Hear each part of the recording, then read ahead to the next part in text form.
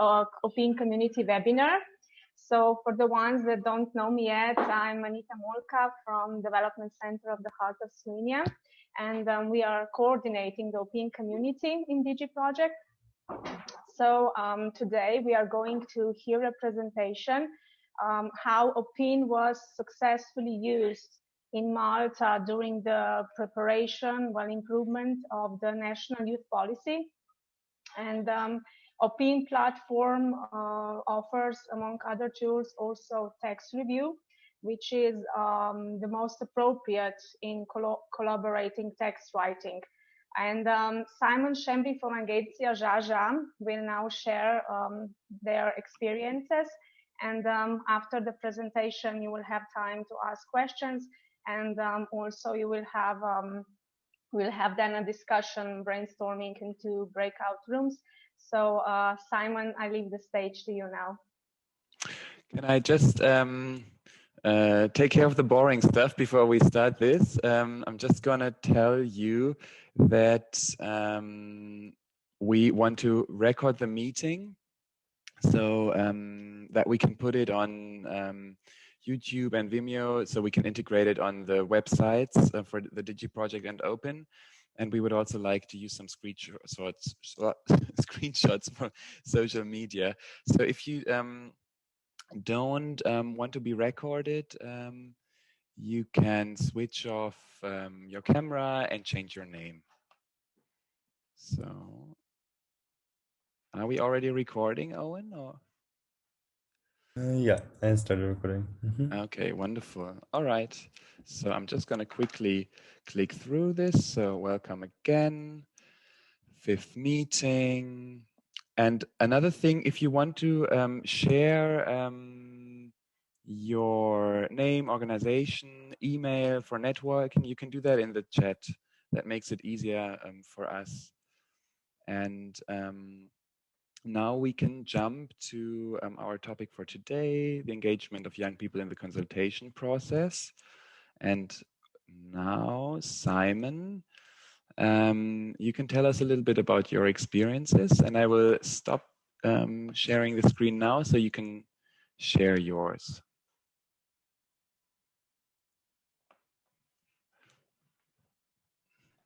Okay, thanks. Good morning again to everyone.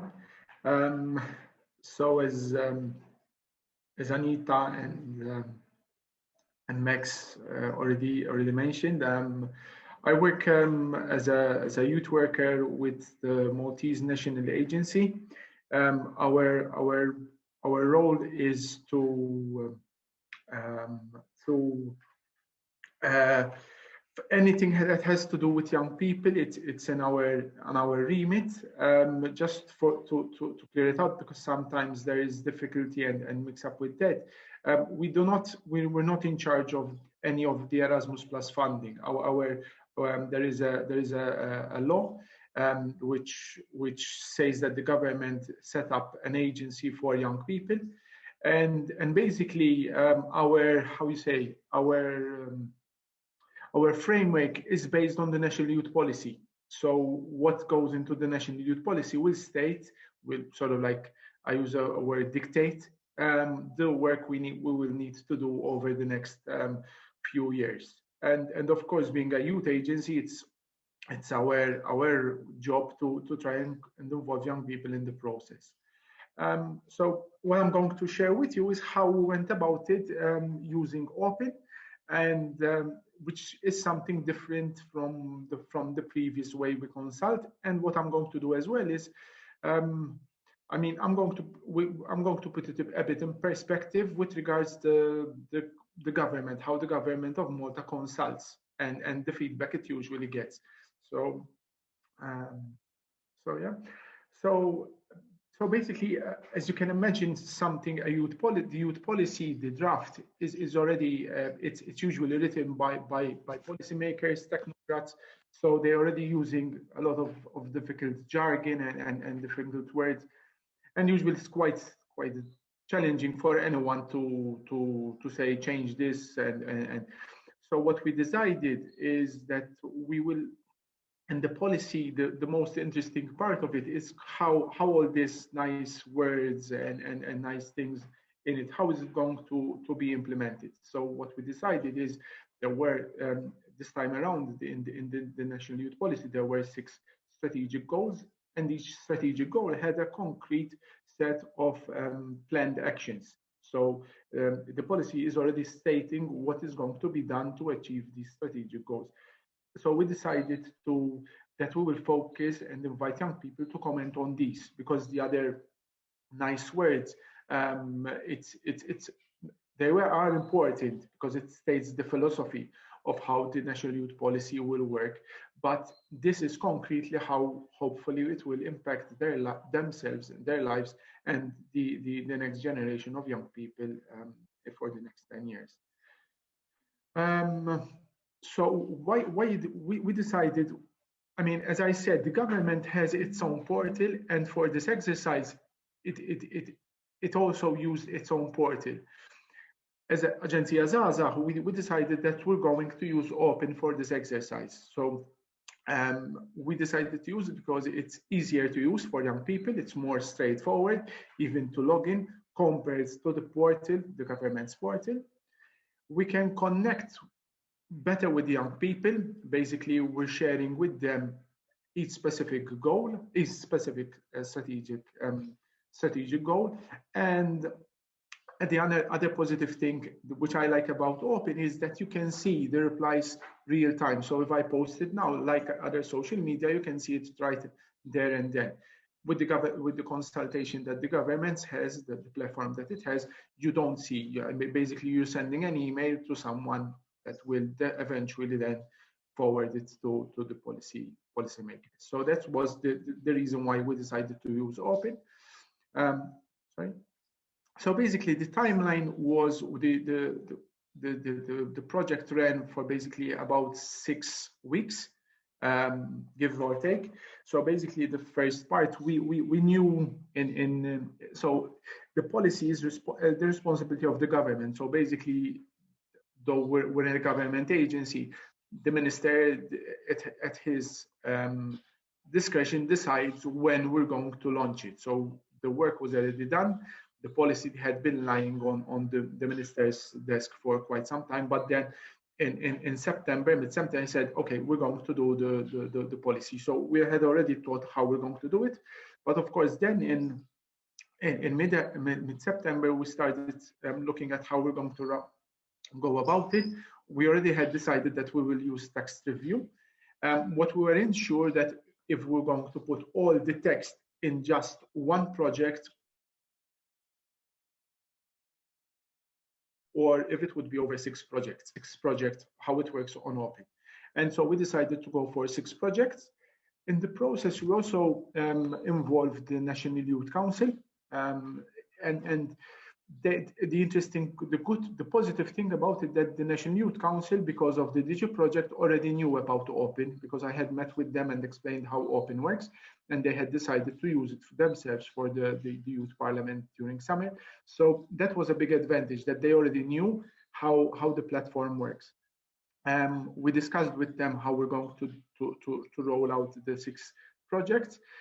From our end, our plan was to have 1 project each week, but the young people, the council suggested that we should have upload the 6 projects over 2 weeks, and then leave them for at least 5 weeks, so all young people can see the 6 different strategic goals and comment on them.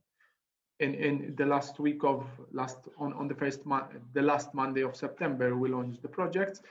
It lasted till the end of October, and the reason till the end of October, because that was the cutoff day that the government was setting for itself for the consultation. And of course, then my job was to collate all the comments generated by the young people and forward it to policymakers. Something which I did not mention here as well, that we wanted to mix it up. So what we did is basically we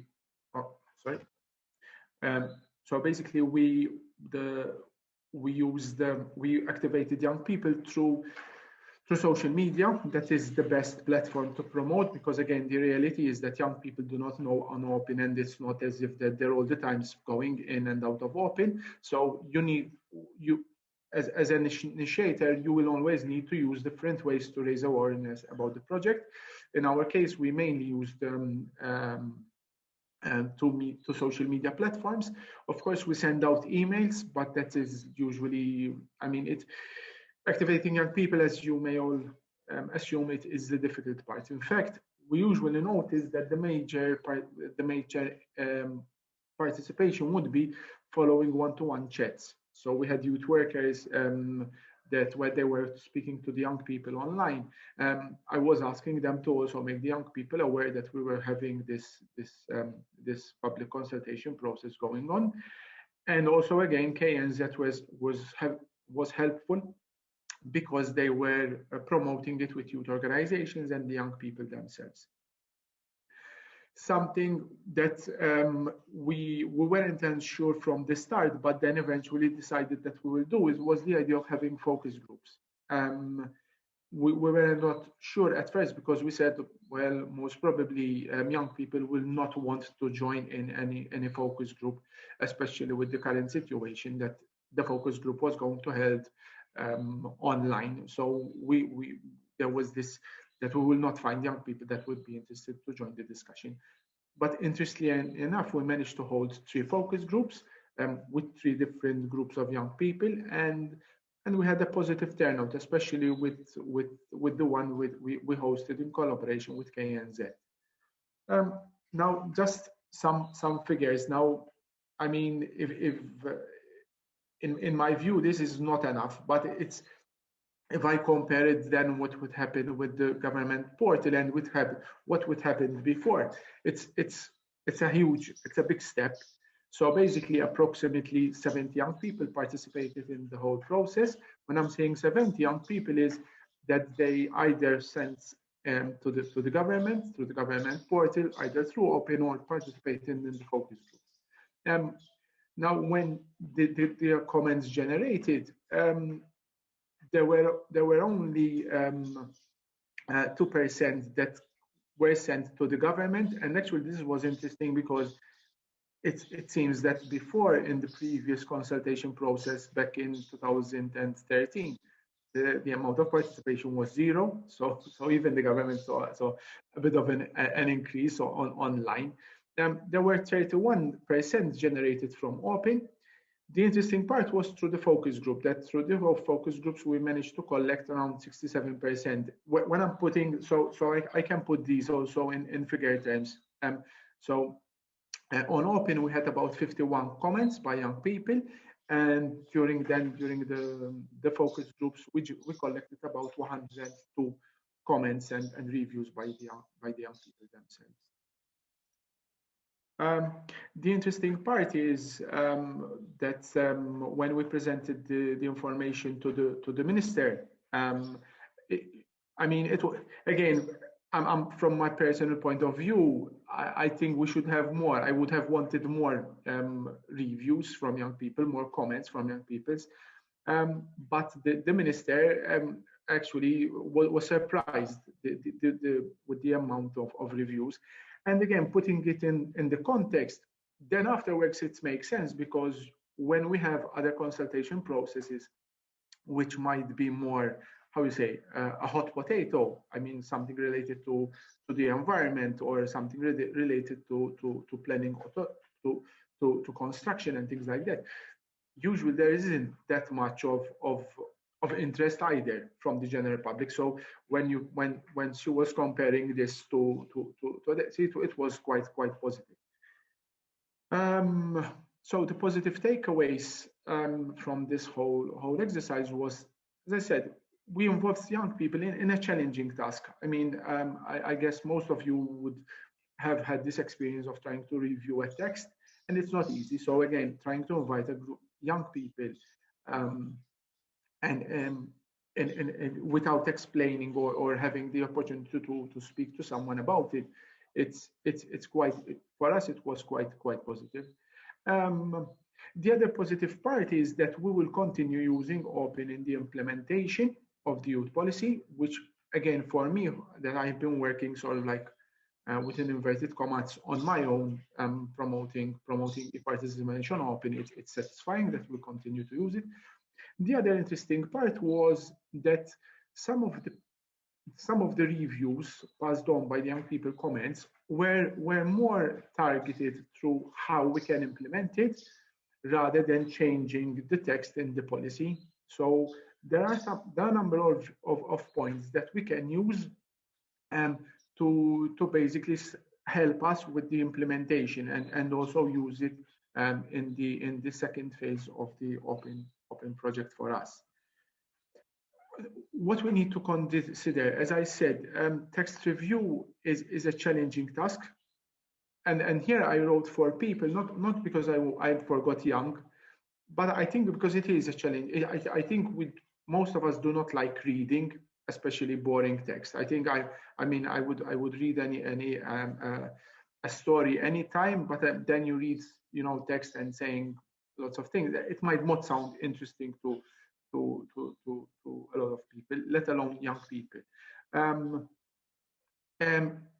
An interesting point also that again, when you meet with people, so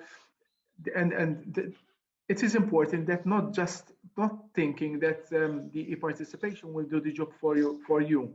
You still need to put in the hard work. You still need to put the hours. You still need to chase people, and I think for me it was an eye-opener when we did the focus groups, because the people knew about the process that we were doing open, but then when I asked them why you didn't, because this is much better. I feel more comfortable sharing my opinion face to face rather than typing it into an online. So that's it from myself. What I wanted to do also, and I'm not sure it should have been done at the start of it, maybe share with you how it looks on Open. Yes, please.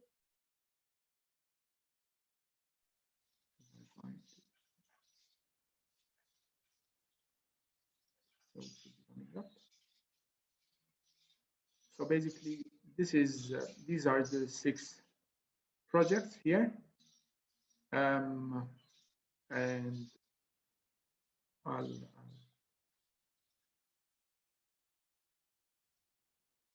basically what we did here is we wrote down the 6 the strategic goal, and then we had young people commenting on the platform. This most probably was the least commented on, especially because this was very much focused on youth work practice. But this is how a text review would look like, and people participants would either post a comment here or propose changes there, or add comments to the comments underneath. So that's all. Thank you, Simon, so much for this presentation. Really interesting indeed. So please, if you have any questions, you can ask now.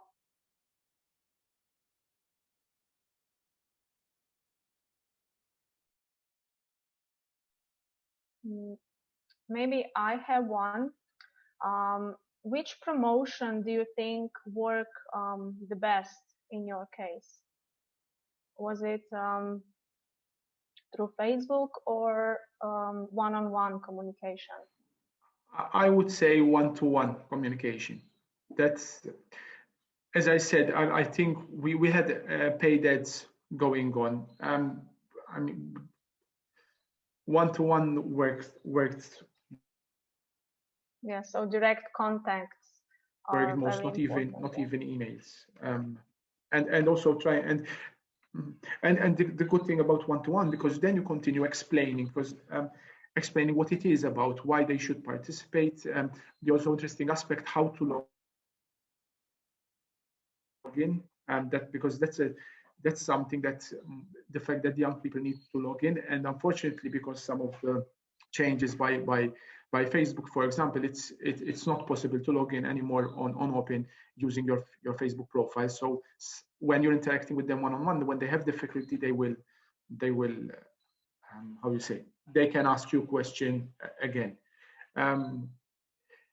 If it wasn't for the pandemic, what we would have done is, for example, during when university is open, for example, we would be present there and tell the young people about it. So we would have interacted with much more young people. But of course, as the rest of the world has experienced the pandemic, so this was a problem that we found.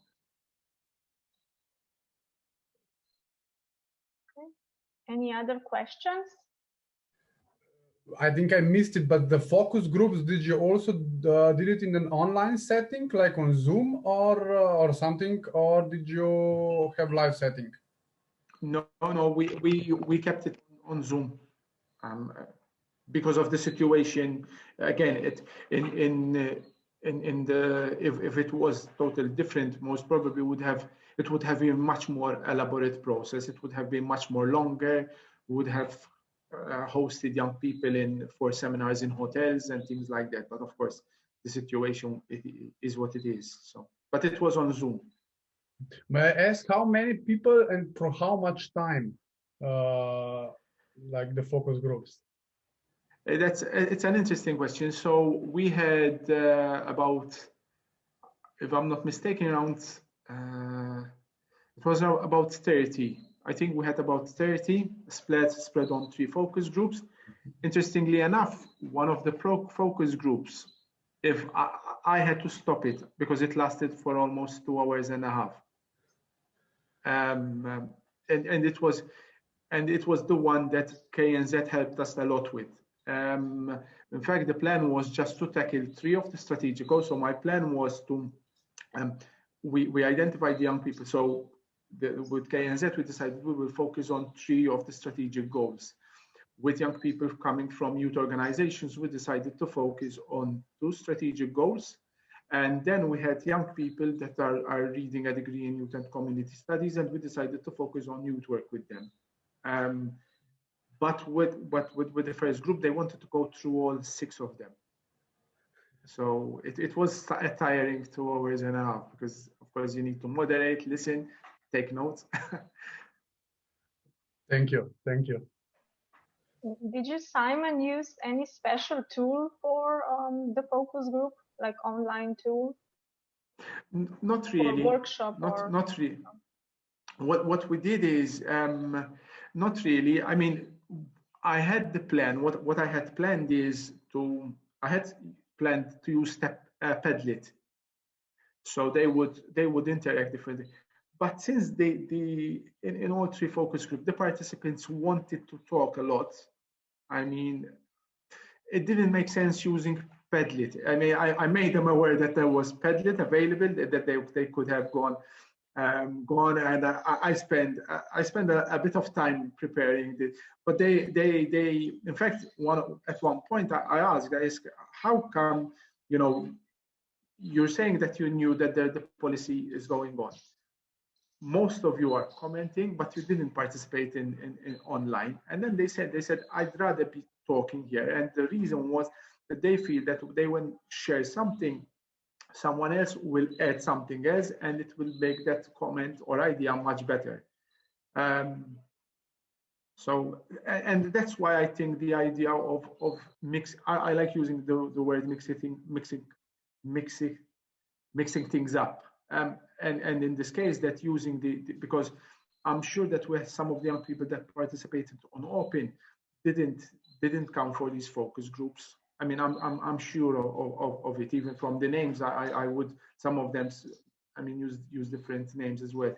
So I'm sure of it that we managed to have young people that didn't come for the focus. And I would suggest that when using e-participation, trying to use both offline and online ways to engage them.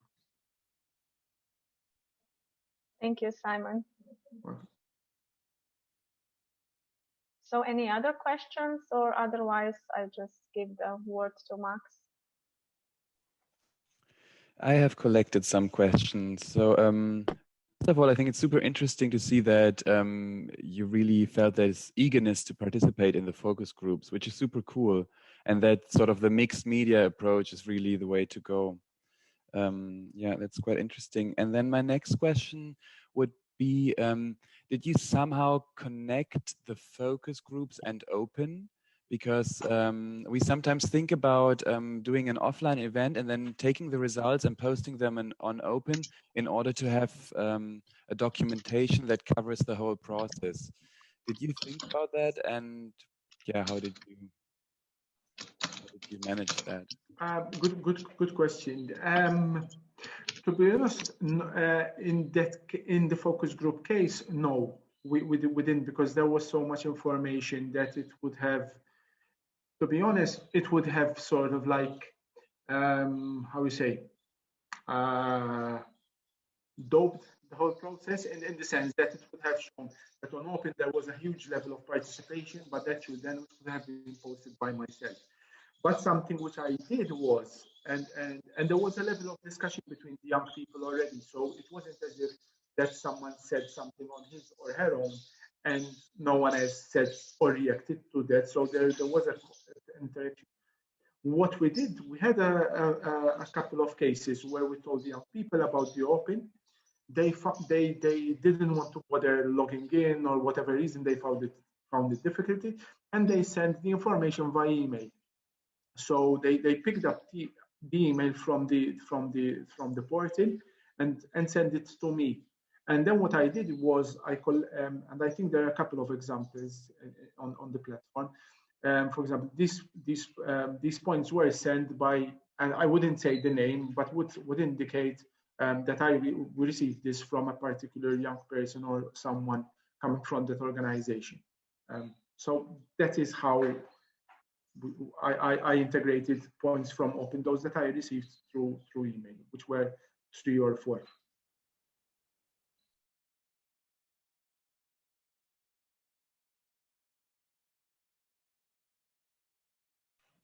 Okay, thanks. And then I have one other question, because I think if there are no other questions at this moment, but I can't see any, because I think that was super interesting, this whole translation process of putting a very abstract and difficult document, political language and so on OPIN. Can you tell me again how you did that? So you split it up in different projects, and did you also change the language, or did you just leave it that way? And then how did they comment? Did they use the ones that really refer to specific paragraphs, or was it more underneath? I'd be interested in hearing about that.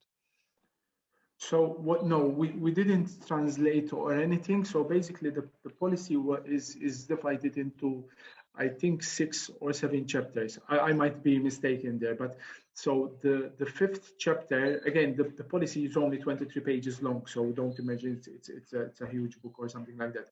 So chapter underneath section 5, let's call it section rather than chapter. Under section 5, there were these 6 strategic goals. So what we did is we took each strategic goal separately and posted it on as is, because if we're reviewing text, it wouldn't have been fair towards the young people to review different text from the National Youth Policy. The majority of young people commented underneath. They didn't comment next to it. In some cases, it was quite straightforward to understand to what they were referring. In some other cases, I sort of had to decipher what actually they were, to which part. But to be fair with them, it was quite clear when someone was referring to something particular. It wasn't as if it was something out of this world to identify. So I don't know if I answered your question. Thanks. Yeah, very interesting. Okay. Any other questions? Yeah, Leah, go ahead. Hello, everybody. First of all, let me introduce myself. I am Leah Shakarishvili. from Kobuleti municipality. I am a member of Kobuleti City Municipality Council, and I had a commission which one of direction and youth policy. I have not questions. I want to thank to European Union for such programs as Erasmus Plus, which gave to our municipality and youth implement this project, thanks to non-governmental organization Youth Horizon. So it's amazing opportunity to share your experience, what you already have in aspect of youth policy, in using digital technology for improving youth policy. And so I want to say we are ready to take an example from you and do all possible to improve youth policy in our region. Thanks. Yeah, thank you. David told us a bit about your efforts in another meeting. It was looks very exciting. And maybe we can also have time to discuss a couple of aspects in smaller groups, because we noticed that the smaller the group, the more lively the exchange. So we had this idea of creating small breakout rooms for 7 minutes to just connect a little bit and focus on specific aspects and yeah, network a little bit. So are there any other open questions or ideas that you came up with in the short breakout rooms?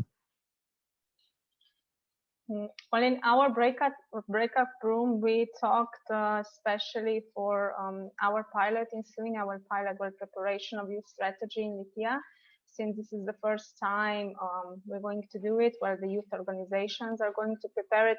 And I discussed with Elias what can we learn from Malta, from what Simon presented. Maybe Elias can put some inputs what we were talking about, what he sees is very good, and how can we implement that in Slovenia. Yeah, definitely, I would agree with this. So approaching young people from different channels, on one side working with other stakeholders like National Youth Council in the case of Malta, or other youth organizations in Lithuania. Also schools, we are noticing that schools are have like great access to young people. So that might be in a local level, of course, also could be, but also you mentioned it, Simon. Yeah, that could be also nice. And then also being present online, maybe having research on OPIN, like a questionnaire OPIN, but then using other platforms to direct people to OPIN. And yeah, I definitely think that using different channels and different stakeholders makes the process more efficient. And I would also agree with Marice, when she said at the end that it's quite challengeable to actually include young people in decision-making processes. That's one thing, because it's like, I think, at least I would say in our society, we are not so used to that. It's something a little bit new, and we are all like young people, decision makers, and we are a bit like, okay, how are we going to do that? And then again, with this epidemic of COVID, it's also like putting so many things online. It's good on one side, and on another side, it's even more challengeable, because we also find out that more personal the communication is, more input comes out of young people.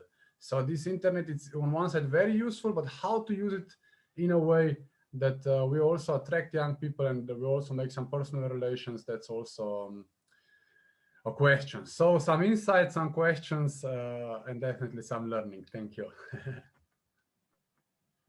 Thank you. And I would just add that we all agreed that personal contacts are very important, and meetings one-on-one.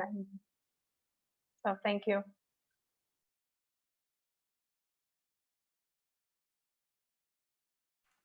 I mean, in our breakout room, we also, I think, David, I think you also found Simon's experience quite interesting for your pilot in Coboletti, right? So we had sort of a similar discussion there. And then there is one thing, Simon, I wanted to add to your presentation, because when you said, okay, well, we could have had more comments. From my experience, the number of comments is actually quite high.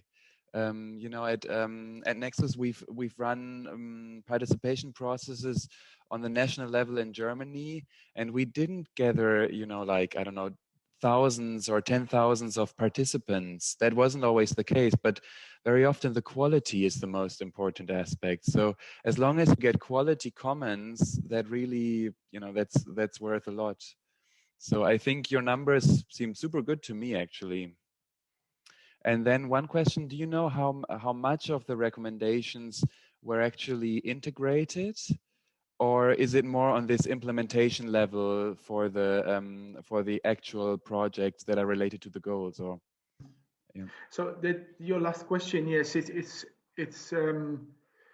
that was sort of like so what happened was the strategic goals were expanded.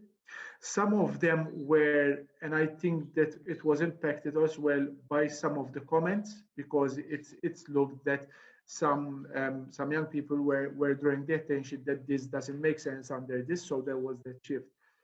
But again, the kind of the comments were of good quality, but were more of idea generation, so like generating ideas how to implement it, rather to include it in the policy. So I cannot tell you this was how much. I went through all the whole document or last week, because it was published on Thursday, if I'm not mistaken. So I had the opportunity to go through it again and see how it's looking now. So I wouldn't say that there's a lot of the content, how the young people wrote it down. It was then used directly. But for sure, from my end, I will be using some of the input to influence how we're going to implement. For example, one thing I looked at as well is the planned actions that most young people commented on. So if this planned action the young people were passionate about, I'm pushing it forward. So okay, we should start from this, because young people seem to be very interested in this particular action plan. But I think, again, when this was a learning experience for us as well, that it could be that reviewing policy text is what you will get out of it is not exactly reviewing the policy itself, but more recommending how to go about it then.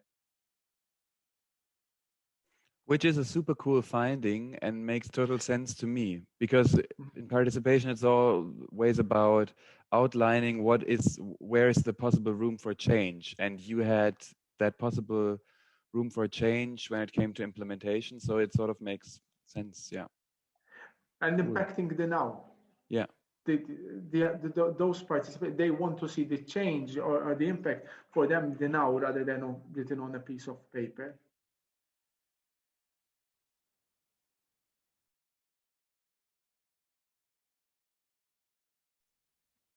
Yeah, I think that in the end, it's very important that young people are heard, and then in the end, we tell them what was the thing that was implemented, what was taken from their suggestions. That's very, very important. Cool. Thank you so much for this conversation. Here we are, the next online meeting. So we want to hold the next meeting after a little bit of a spring break because of Easter on the 25th of May.